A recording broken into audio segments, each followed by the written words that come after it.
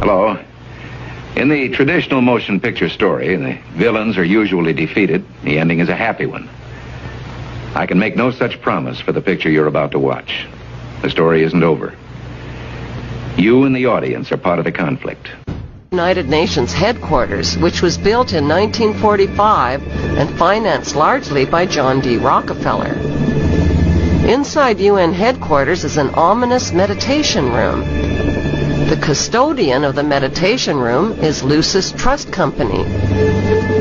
At one time, the Lucis Trust was located at 666 United Nations Plaza and was formerly named Lucifer Publishing Company. The Rockefeller-funded UN meditation room is 33 feet long and 18 feet wide. 18 feet is 6 plus 6 plus 6. The small, dimly lit, windowless room was built in the shape of a pyramid that is laying on its side. At the center of the room is a 4-foot-high, black, casket-shaped stone slab which weighs 6.5 tons and is extremely magnetic and rests on a concrete pillar. The pillar descends beneath the floor into the bedrock and taps into the Earth's hyperdimensional energies to induce a state of altered consciousness. Not far from the meditation room is the United Nations Security Council chamber.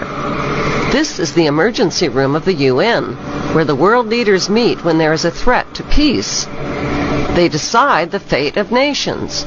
Notice the giant mural that towers over the Security Council room. The central focus of the UN mural is the phoenix bird that has risen. The phoenix bird is a symbol of Lucifer. Egyptians believed that the phoenix symbolized a god who rose to heaven in the form of a morning star like Lucifer after his fire immolation of death and rebirth. Notice that the phoenix bird is not standing above his own ashes. He is standing above his old skin. Like a snake, he has shed his old skin and is revealing himself as God at the center of the mural. At the top left, there is a church steeple without a cross. The missing cross symbolizes the death of Christianity. Below, a woman receives the rays of the sun god, while the man in front of her plays Pan's flute. To their right are two pyramid symbols and people joined together by a long blue serpent-like claw. Below the risen phoenix, a sword is driven through a dragon beast. This represents the killing of old beliefs and religions that depicted Lucifer as a beast. The New World religion worships him as beautiful. Behind the phoenix, the ghostly figures of the walking dead are stepping into a void. They symbolize depopulation. On the right panel, the pale horse from the book of Revelation is the bringer of death to humanity through weapons, hunger, and disease. The man is releasing him. The chained black man represents slavery, while the top panel of the mural shows a technologically advanced white race who control industry, art, and science. In this post-apocalyptic mural, the military man standing on the tail of the beast represents worldwide military power. He tips his helmet to the elite, who are climbing out from underground cities where they safely hid from the apocalypse. In the main oval panel above the phoenix bird, a woman is holding flowers. She is the bride in a wedding ceremony. Could the newlyweds symbolize William and Kate? The serpent in human form is tempting the little girl Eve, who accepts the apple. On the right side of the top panel, a reptilian green creature with scaly skin is dancing with a naked woman while musicians entertain him. The general message of the UN's Phoenix Rising mural is that humanity is stepping into a new Luciferic reality.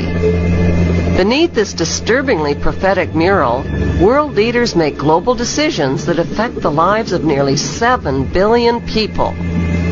An occult organization that currently has its headquarters within the United Nations. The objectives of this organization, Lucis Trust, have been codified and embodied in the United Nations Universal Declaration of Human Rights and in the United Nations Charter. Alice A. Bailey, the founder of the quote organization Lucis Trust, developed 10 strategies to establish a new world order. These strategies are: number 1, push God out of the schools. If the people grow up without reference to God, then they will consider God irrelevant to day-to-day life. They know that they have to go after the very things that the Judeo-Christian tradition honors and values. Morality, belief in God, faith, the importance of family, the sanctity of life, the sanctity of marriage. Number 2, break the traditional Judeo-Christian family concept.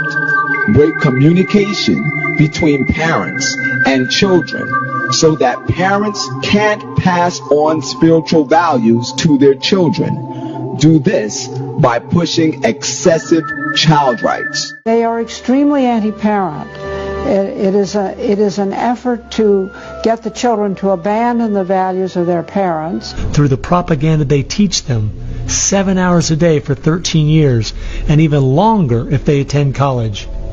We are losing most of our children to the other side because of the anti-American, anti-God, and anti-free enterprise rhetoric they are filled with in the government schools. Number 3, remove restrictions on sex.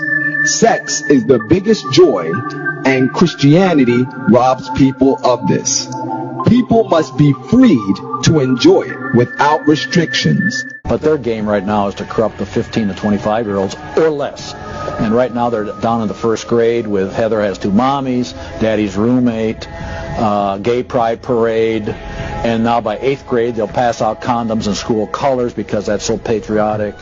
Number 4, since sex is the greatest expression of man's enjoyment of life, man must be free to express sex in all its forms.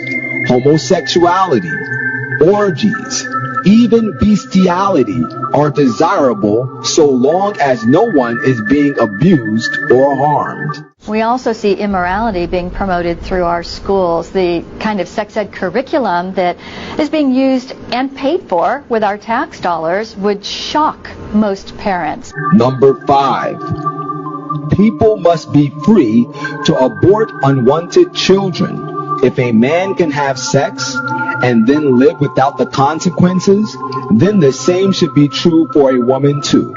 They are for the entire feminist agenda, starting with abortion on demand, tax-funded abortions. Number 6, every person develops soul bonds. So when a soul bond wears out, a person must be free to divorce. When one starts to grow, one must be free to get together with that person, even if they are married.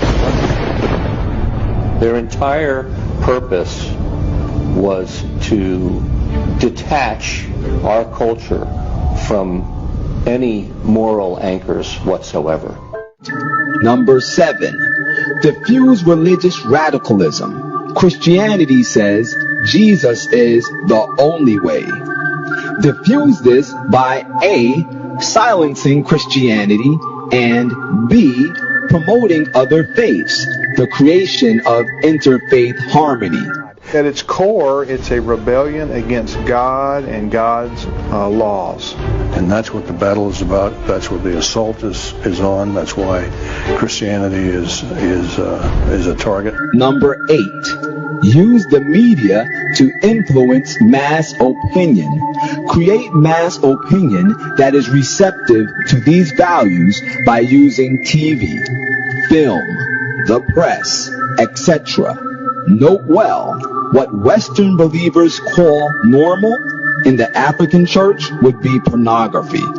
They look at what holds society together, they understand it, but they don't want that. They want change, and they will subvert and rot every good and decent thing we believe in.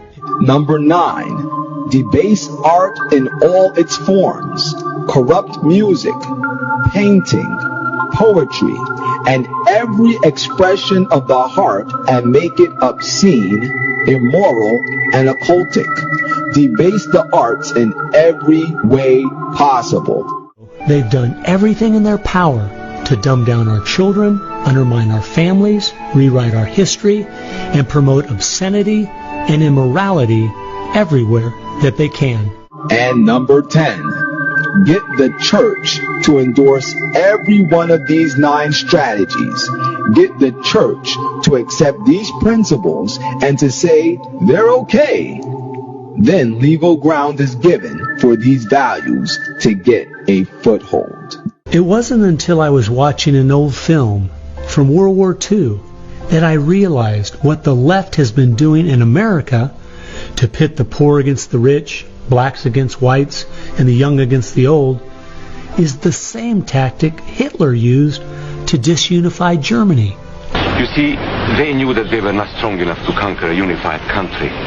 So they split Germany into small groups. They used prejudice as a practical weapon to cripple the nation. Remember that when you hear this kind of talk. Somebody's going to get something out of it. And it isn't going to be you.